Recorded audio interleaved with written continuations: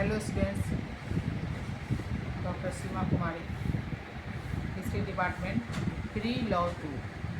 आज का टॉपिक है लॉर्ड रिपन रिफॉर्म्स यानी सुधार 1880 से 84, 1884, 1818 से 1880 से 84 उसका यह पीरियड रहा। तो हमारे भारत में वह जब गवर्नर जनरल बन के आया तो वह क्या सुधार किया, लॉर्ड रिपन। तो हम देखते हैं कि 1880 में वह भारत का गवर्नर जनरल बनकर आया। तो उसके पहले बहुत सारे आए और वो लोग भी अपना भारत में अपने देश के हित के लिए ही सही, लेकिन वह लोग भी अपना काम किए और भारत देश के लिए भी कुछ, यहाँ के जनता के लिए भी कुछ किए। तो लॉर्ड रिपन वह भारत के जनता के आंखों के तारे बन गए, यानी वह भारत के जनता के हितैषी का काम बहुत ज़्यादा किए। तो हम देखते हैं कि जब लॉर्ड रिपन गवर्नर जनरल के रूप में उनको नियुक्त किया गया था तो इस कार्य के लिए अत्यंत उपयुक्त व्यक्ति था। वह ज़्यादा उपयुक्त व्यक्ति था किस क्षेत्र के लिए? तो भारत के लिए। जब वह गवर्नर जनरल बन के आया तो वह उदार और ईमानदार था। उसने कलकत्ता पहुंचते ही कहा था, जब वह वहाँ से चला और कलकत्ता आया तो वह कलकत्ता पहुँचते ही कहा था कि आप मुझे मेरे शब्दों से नहीं बल्कि कार्यों से समझने का प्रयत्न करें। वह जब कलकत्ता पहुँचा बोला कि मेरे शब्दों से नहीं, मेरे कार्यों से हमको समझने का आप प्रयत्न करें। तो यह बहुत बड़ी बात थी कि वह अपने काम पे विश्वास करता था।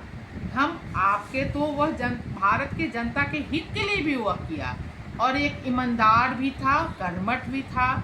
तो हर दृष्टि से लॉर्ड रिपन को देखा जाता है कि वह एक बहुत ही ईमानदार व्यक्ति के रूप में कहिए और जुझारू भी कहिए, तो वह उस तरह का वह व्यक्ति था।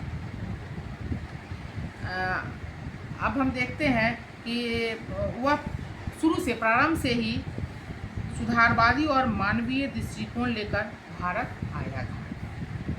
जब वह भारत आया तब भारत में राजनीतिक, सामाजिक और धार्मिक दृष्टि से काफ़ी उथल पुथल हो रही थी। बहुत ज़्यादा तनाव था और बहुत ज़्यादा उथल पुथल था सभी दृष्टिकोण से। वह सामाजिक हो, राजनीतिक हो, आर्थिक हो, धार्मिक हो, चारों दृष्टिकोण से। तो लॉर्ड रिपन ने शासन से उत्पन्न तीव्र असंतोष स्थान स्थान पर प्रकट हो रहा था। लॉर्ड रिपन का मुख्य कार्य इस असंतोष को समाप्त करना। वह इस असंतोष को समाप्त करता रहा। उसका समय आंतरिक सुधारों की दृष्टि से महत्वपूर्ण है और अपने समय के सुधार द्वारा उसने न केवल लॉर्ड लिटन के समय में किए गए विभिन्न जो भी काम थे अन्यायपूर्ण कार्यों को भी समाप्त किया। इसके पहले जो लॉर्ड लिटन था उसका जो वह अन्यायपूर्ण कार्य था उसको भी वह लॉर्ड रिपन ने उसको भी समाप्त किया और अन्य क्षेत्र में भी वह उदारवादी कार्य किए। अपने समय में उन्होंने बहुत निम्नलिखित कार्य किए। तो सबसे पहले देखते हैं कि डोमेस्टिक पॉलिसी ऑफ रिपन, यानी रिपन की गृह नीति क्या थी। तो स्टूडेंट्स, रिपन किस तरह का उसके में व्यक्तित्व था, तो ये आप देखें कि 1880 में वह भारत का गवर्नर जनरल बन के आया और आने के साथ ही भारत में चैलेंजिंग था। हर तरह से बहुत ज़्यादा उथल पुथल थी, राजनीतिक से भी, सामाजिक से भी, आर्थिक से भी, धार्मिक से भी। तो रीपर ने इस सब के साथ निपटते हुए वह आगे बढ़ता चला गया। तब उसका हम देखते हैं कि लॉर्ड रिपन का क्या डोमेस्टिक या गृह नीति क्या था। तो गृह नीति में हम देखते हैं सबसे पहले कि वह पहला वह क्या किया, फर्स्ट फैक्ट्री एक्ट 1881, यानी प्रथम फैक्ट्री एक्ट जो था वह क्या था। तो फैक्ट्री में वह कौन ऐसा काम किया।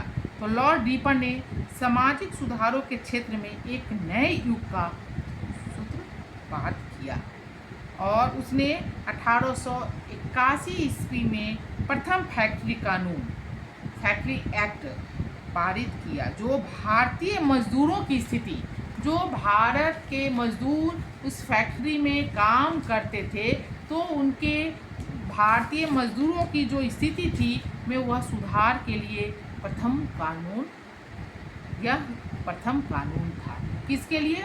फैक्ट्री में जो मजदूर काम कर रहे थे उनके सुधार के लिए। तो उसमें वह सुधार क्या किया, तो उसने पहला क्या किया, इसके द्वारा 12 वर्ष से कम आयु के बच्चे के कार्य में घंटे निश्चित कर दिए गए। यानी 12 साल से जो कम उम्र के बच्चे फैक्ट्री में काम कर रहे हैं तो उनको कम समय दिया जाए। ऐसा नहीं कि जो उससे ज़्यादा उम्र के हैं उसके साथ उसको काम कराने का, क्योंकि वह बच्चा है, तो वह सबसे पहले इस चीज़ पर ख्याल रखा कि उसे 12 घंटे, जो भी 12 वर्ष से जो कम आयु के हैं उनको घंटे निश्चित कर दिए गए। मशीनों से मजदूरों की सुरक्षा की व्यवस्था की गई और इस कानून के पालन की देखरेख के लिए इंस्पेक्टरों की नियुक्ति की गई। यानी इसमें एक कानून बनाया कि यह देख रेख के लिए एक इंस्पेक्टर की नियुक्ति की गई। इस कानून के द्वारा 7 वर्ष से कम आयु के बच्चों के काम करने पर प्रतिबंध लगा दिया गया और 7 से 12 वर्ष के शिशु श्रमिकों के लिए 9 घंटे से अधिक कार्य कराना, जो 9 घंटे से ज़्यादा कार्य कराया जाना भी प्रतिबंधित कर दिया गया। यानी उसे 9 घंटा से ज़्यादा काम नहीं आप करा सकते हैं। तो यह फैक्ट्री गृह नीति इसकी थी।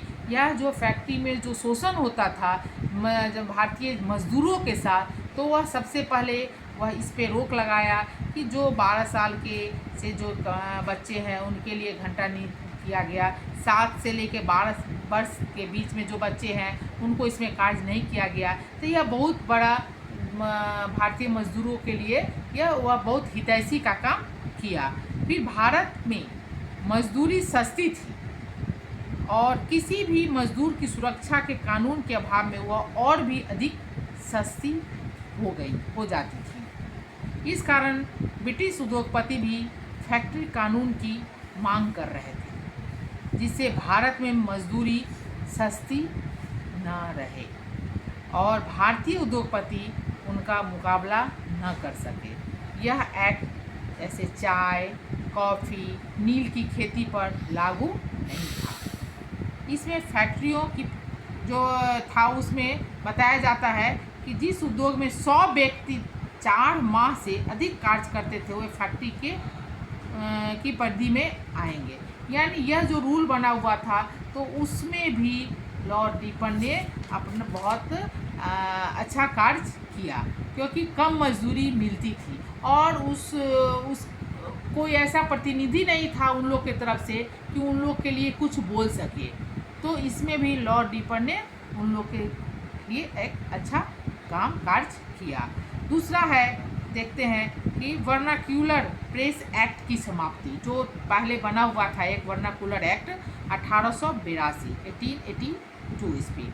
तो यह है ग्लैडस्टोन, मैं चर्चा नहीं की हुई क्योंकि जो ग्लैडस्टोन के नेतृत्व में ही यह लॉर्ड रिपन ने कुछ दिन उसके साथ कार्य किया था। तो ग्लैडस्टोन ने लॉर्ड रिपन द्वारा पारित वर्नाक्यूलर प्रेस एक्ट की आलोचना भी की थी। अतः प्रधानमंत्री ग्लैडस्टोन के परामर्श पर लॉर्ड रिपन ने 1882 ईस्वी में एक नवीन कानून बना के लॉर्ड लीटन के समय के, ये जो लॉर्ड लीटन के समय का था, वर्नाक्यूलर प्रेस एक्ट को समाप्त कर दिया। कौन किया? तो लॉर्ड लीटन का बना हुआ लॉर्ड रिपन ने उसको समाप्त कर दिया। क्योंकि इसमें क्यों किया गया? क्योंकि भारतीय भाषाओं में प्रकाशित होने वाले समाचार पत्रों को भी वही सुविधाएं दी गई जो अन्य समाचार पत्रों को प्राप्त थी। यह आश्चर्यजनक यह बात था, क्योंकि इस कानून को भी उसी परिषद में बहुमत से समाप्त करने हेतु प्रस्ताव पारित किया, जिससे इस रिटर्न के समय में पारित किया था। तो यह हम देखते हैं दूसरा कि वर्नाक्यूलर प्रेस एक्ट की भी समाप्ति की गई। तीसरा हम देखते हैं कि आर्थिक विकेंद्रीकरण की नीति 1882 ईस्वी में रिपन ने आर्थिक विकेंद्रीकरण की उस नीति को भी आगे बढ़ाया जिसे लॉर्ड मेयो द्वारा प्रारंभ किया गया था। यह नीति सफल रही थी और इसका यह लाभ था कि प्रांतीय सरकारें भी आर्थिक मामलों में अपने उत्तरदायित्व को ठीक प्रकार समझ सकती थी। उसने क्या किया कि यह 1882 में उसने आय के समस्त साधनों को 3 भागों में बांट दिया। कौन कौन? केंद्रीय, प्रांतीय और विभाजित। तो यह 3 में उसको डिवाइड कर दिया। चौथा देखते हैं कि स्थानीय स्वशासन का प्रस्ताव। तो यह हम देखते हैं कि स्थानीय स्वशासन क्या था। तो यह लोकल सेल्फ गवर्नमेंट जो 1882 में जो ये प्रस्ताव रखा गया था, तो यह देखते हैं कि लॉर्ड रिपन के कार्यकाल का सर्वाधिक महत्वपूर्ण कदम स्थानीय स्वशासन के प्रस्ताव का प्रस्तुत करना था। रिपन का लक्ष्य क्या था? कि नगर पालिकाओं का विकास करना था। सरकार ने उसके इस प्रस्ताव को स्वीकार करते हुए 18 मई 1882 को स्थानीय स्वशासन संबंधी एक कानून बनाया। सरकार ने एक कानून बनाया जिसके आधार पर विभिन्न प्रांतों में 1883 से 1885 के मध्य स्थानीय स्वशासन संबंधी कानून बनाए गए। तो इस कानून में भी बहुत सारा है कि इस कानून के तहत क्या क्या किया गया। फिर देखते हैं कि भूमिकर नीति का प्रस्ताव। तो भूमिकर नीति का प्रस्ताव क्या रखा? तो देखते हैं कि लॉर्ड रिपन का कॉर्नवालिस द्वारा, जो मैं आपको बताई हुई और उसकी भूमि के संबंधी कॉर्नवालिस के समय में जो हुआ था, द्वारा 1793 ईस्वी में स्थापित बंगाल की भूमि के अस्थायी बंदोबस्त ने परिवर्तन करना चाहता था। उसके प्रस्ताव रखा कि जमींदार साधारण स्थिति में किसान को उनकी भूमि के पृथक न करे और जब वह वस्तुओं के मूल्य में वृद्धि न हो तब तक जमींदार लगान में वृद्धि न करे। उसका जो ये था मंतव्य था, वह जमींदार के अधिकारों में कमी करना था। जमींदारों को इसका विरोध किया और किसान जमींदारों से भी अधिक सरकार से भयभीत थे। जो किसान जमींदार से भी अधिक सरकार से भयभीत थे। इस कारण उसका यह प्रस्ताव किसी को स्वीकार न हुआ और क्योंकि इससे स्वयं इसे ज़बरदस्ती किसी का लादने का प्रयत्न नहीं किया, अतः उसका यह प्रस्ताव असफल रहा। छठा, शिक्षा संबंधी सुधार। तो शिक्षा संबंधी सुधार क्या किया 1882 में? तो शिक्षा के क्षेत्र में भी लॉर्ड रिपन ने के समय महत्वपूर्ण कार्य किया गया। 1882 ईस्वी में सर विलियम हंटर के सभापतित्व में एक शिक्षा आयोग की नियुक्ति की गई। मैं शिक्षा आयोग के बारे में आप लोग को क्लास में भी बता चुकी हूँ कि शिक्षा आयोग में क्या क्या, यह टॉपिक पूरे अच्छे से आप लोग को क्लास में ही बता चुकी थी।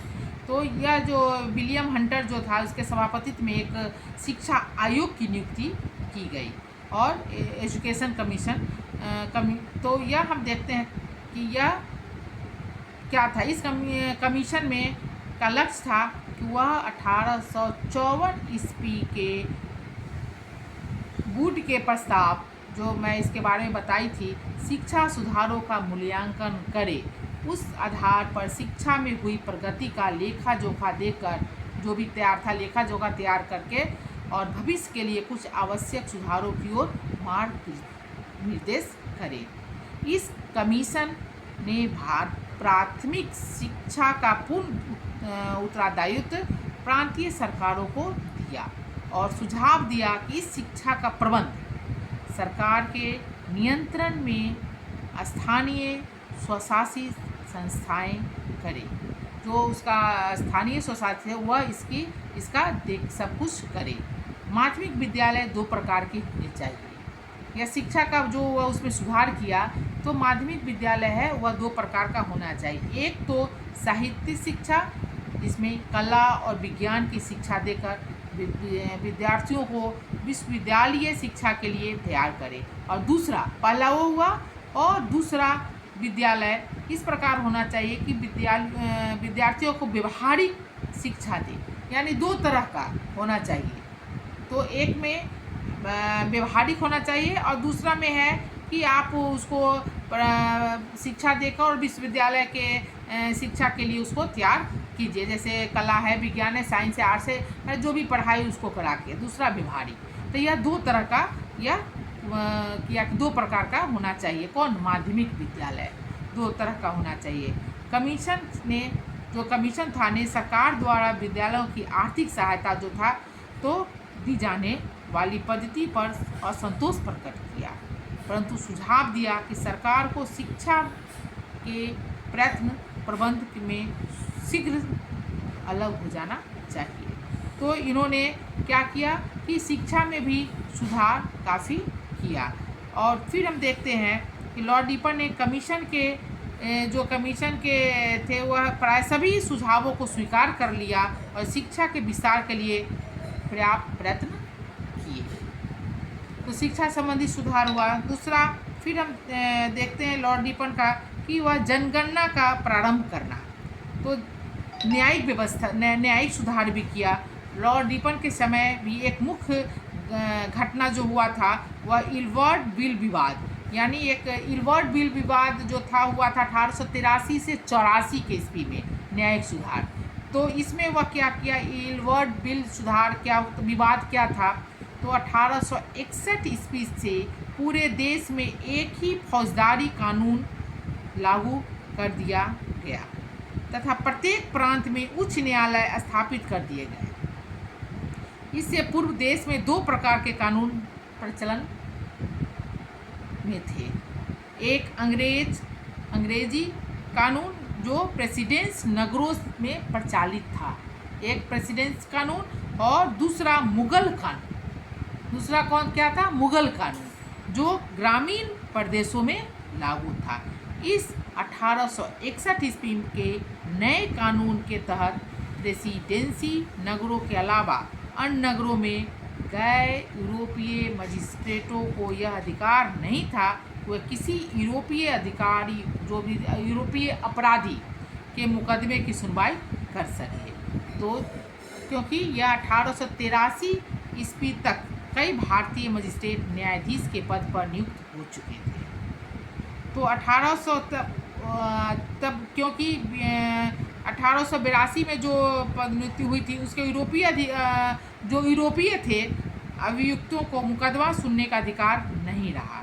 लॉर्ड रिपन के न्याय विभाग में उस जाति विभेद के कलंक को दूर करने का निश्चय किया।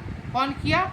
लॉर्ड रिपन ने किया, और बहुत सारा वह सुधार इसमें किया। फिर देखते हैं जनगणना का प्रारंभ करना। 1881 ईस्वी में वह जनगणना का प्रारंभ करता है। तो लॉर्ड रिपन जो है वह भारत के जनगणना की प्रणाली विकसित करने का भी श्रेय जाता है। किसको जाता है? लॉर्ड रिपन को जाता है। उसने 1881 ईस्वी में कश्मीर और नेपाल को छोड़कर समस्त भारत में जनगणना कराई। तो जनगणना किसके रीजन में हुआ? लॉर्ड रिपन के कार्यकाल में हुआ। तो वह पूरे 2 जगह कश्मीर और नेपाल को छोड़ के उसने आदेश भी पारित करवाया कि यह जनगणना प्रत्येक 10 वर्ष के अंतराल पर की जाए। वह यह अपना यह पारित करवाया, यह उसमें जुड़वाया कि यह जो जनगणना मैं शुरू किया हूँ, यह 10 साल पर, प्रत्येक हर 10 साल पर एक बार होना जरूरी है। इस जनगणना के द्वारा भारतीयों को शिक्षा और व्यवसाय आदि की प्रगति का ज्ञान हुआ। जनगणना से भारत में 2001 ईस्वी में की गई, जो 1881 ईस्वी से लगभग 10 वर्ष के अंतराल से होती चली आ रही है। यह जो जनगणना है, यह यह जो है यह 2001 ईस्वी में की गई, जो 1881 ईस्वी से लगातार 10 वर्ष के अंतराल में होती चली आ रही है। यह तो जनगणना का किसके इस एडिशन में हुआ, कौन था, तो लॉर्ड रिपन के कार्यकाल में हुआ। तो वह शिक्षा संबंधी भी सुधार किया, जो पहले जो शिक्षा संबंधी सुधार था, जो मैं आप लोग को बताई थी शिक्षा के संबंध में। फिर दूसरा इल्वर्ट बिल विवाद जो था उसको भी किया, वह जनगणना का भी किया। तो यह स्टूडेंट्स हम देखते हैं कि आर्थिक यह जो रिपन की गृह नीति जो है, यह गृह नीति क्या, प्रथम फैक्ट्री एक्ट पहला हुआ, दूसरा जो था वर्नाक्यूलर प्रेस एक्ट की समाप्ति 1882 में, आर्थिक विकेंद्रीकरण की नीति 1882 में, स्थानीय स्वशासन का प्रस्ताव, भूमिकर नीति का प्रस्ताव, शिक्षा संबंधी सुधार जो पहले बना था तो उसमें और वह सुधार किया। फिर इल्वर्ट बिल विवाद जो हुआ था उसमें वह सुधार किया। जनगणना का शुरू कराना, वो प्रस्ताव रखा और शुरू भी हो गया है। और फिर हम देखते हैं कि उसकी बहुत सारा कार्य वह भारत के जनता के हित को देखते हुए वह किया। वह जैसे कोल्हापुर राज्य बहुत सारा काम किया, हाँ, मैसूर राज्य, हैदराबाद राज्य में भी वह किया, अपना कश्मीर राज्य के लिए किया। इसलिए इस तरह देखते हैं कि लॉर्ड कर्जन 1881 ईस्वी से लगातार बतौर राज्य माने वह कार्य करता रहा। तो यह उसकी फॉरेन पॉलिसी भी कुछ थी। यह सब देखते हुए फिर उसका हम देखते हैं कि वह फॉरेन पॉलिसी क्या था। तो लॉर्ड रिपन जिस प्रकार वह अग्रगामी नीति को अपनाकर अफगानिस्तान पर आक्रमण किया था, वह सर्वथा निंदा योग्य था। लेकिन रिपन ने अफगानिस्तान से भी अपनी उदारता की नीति अपनाई और लॉर्ड रिपन ने अमीर पर काबुल में ब्रिटिश रेजिडेंट रखने का दबाव डालना बंद कर दिया, जिसके अफगान और ब्रिटिश संबंधों में मधुरता आई। तो यह विदेश नीति था, फॉरेन पॉलिसी था। और फिर देखते हैं कि इसका मूल्यांकन किया यह कैसा था। तो लॉर्ड रिपन ने ब्रिटिश सर्वोच्चता में विश्वास रखते हुए भी अपने कार्यों से भारतीयों को बहुत कुछ किया। यानी ब्रिटिश सबके वह कार्यों को देखते हुए, विश्वास रखते हुए भी वह भारत के जनता के लिए बहुत सोचा, बहुत कार्य किया। यानी फैक्ट्री में भी बच्चे जो मजदूर काम करते थे उसके लिए, उसके हित के लिए भी कि इसको भी आप शोषण नहीं कीजिए। शिक्षा आपको बताया संबंधी, तो यह जो जनगणना जब होना शुरू हुआ तो भारत के जनता जो है अपना व्यापार, अपना शिक्षा के वह जागरूक हुआ। तो यह सब जो इसका कार्य हुआ, इससे भारत की जनता बहुत खुश हुए।